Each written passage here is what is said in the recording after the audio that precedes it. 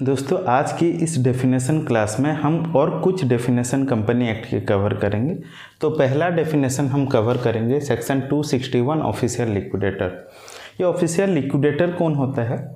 जब भी एक कंपनी वाइंडिंग अप के प्रोसीजर में जाता है थ्रू द ट्रिब्यूनल, तब सेंट्रल गवर्नमेंट में appoint a different type of official liquidator for liquidating of the company और वाइंडिंग ऑफ द कंपनी। तो वो प्रोसीजर कहाँ मेंशन है? सेक्शन 359 सबसेक्शन 1 में है। तो डेफिनेशन भी यही बोलता है कि official liquidator means an official liquidator appointed under subsection 1 of section 359। Hope it is clarified. Second section है 262 1 पर्सन कंपनी। 1 पर्सन कंपनी क्या होता है? Means a company which has only 1 person as a member, जहाँ एक person total company में खाली एक ही पर्सन एज ए मेंबर होता है, तो वो कंपनी को हम 1 पर्सन कंपनी बोलेंगे। ये कंपनी एक्ट के एक ट्विस्टिंग पॉइंट है, जो कि एक नया कॉन्सेप्ट कंपनी एक्ट 2010 में लेके आए थे गवर्नमेंट। तो आगे जाके डिटेल में हम पढ़ेंगे। आज के लिए बस इतना।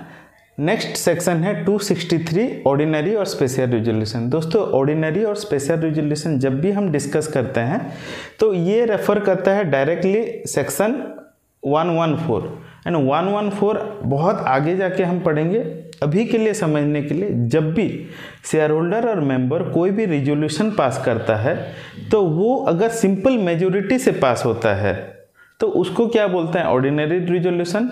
और जहाँ मेजोरिटी मिनिमम 75% या उससे ज़्यादा होता है तो वो majority of passing of resolution को स्पेशल रेजोल्यूशन बोलते हैं। Hope it is clarified. Next क्या बोलता है? 264 पेड अप शेयर कैपिटल और शेयर कैपिटल पेड अप। दोस्तों अगर आप डेफिनेशन के बिट बाय बिट जाएंगे, ये थोड़ा सा आपको कन्फ्यूजन हो सकता है, तो मैं सिंपल लैंग्वेज में समझाता हूँ कि पेड अप शेयर कैपिटल क्या होता है। जब भी एक कंपनी शेयर इशू करता है एंड शेयर जो इशू करता है उसका इक्विवेलेंट मनी वो रिसीव करता है as a paid up money, तो उसको हम पेड अप शेयर कैपिटल बोलते हैं। फॉर एग्जांपल मान लीजिए एक कंपनी 1000 शेयर इशू कर रहा है एट द रेट 10, तो वो कितना पैसा रिसीव करेगा शेयर होल्डर और मेंबर से? 10,000। तो ये शेयर इक्विवेलेंट में जो मनी आ रहा है उसको हम क्या बोलेंगे? Paid up share capital. ठीक है। नेक्स्ट डेफिनेशन क्या बोलता है? 265 पोस्टल बैलेट। दोस्तों पोस्टल बैलेट क्या होता है? मीन्स वोटिंग बाय पोस्ट और थ्रू एनी इलेक्ट्रॉनिक मोड। जब भी कोई resolution of the share holder अगर कोई भी रिजोल्यूशन जब पास होता है बाय मीन्स ऑफ पोस्ट और थ्रू द इलेक्ट्रॉनिक मोड, उसको पोस्टल बैलेट बोलते हैं।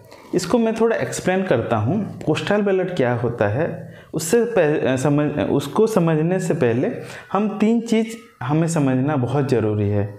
शेयर होल्डर या मेंबर जो भी रिजोल्यूशन पास करता है वो 3 टाइप के मीटिंग में या 3 वे से वो पास होता है। पहला, जब भी एक कंपनी का एनुअल जनरल मीटिंग होता है तब मेंबर अपना रिजोल्यूशन पास करवाता है, या कोई भी कंपनी का रिजोल्यूशन वहाँ पास होता है। तो वो जो पास होता है वहाँ फिजिकल या इलेक्ट्रॉनिक मोड से एक शेयर होल्डर प्रेजेंस रहेगा एंड वो इलेक्ट्रॉनिक मोड से वोटिंग देगा, या अगर पर्सनल मीटिंग है, इन पर्सन मीटिंग है तो इन पर्सन अपना रिजोल्यूशन के लिए वोटिंग देगा।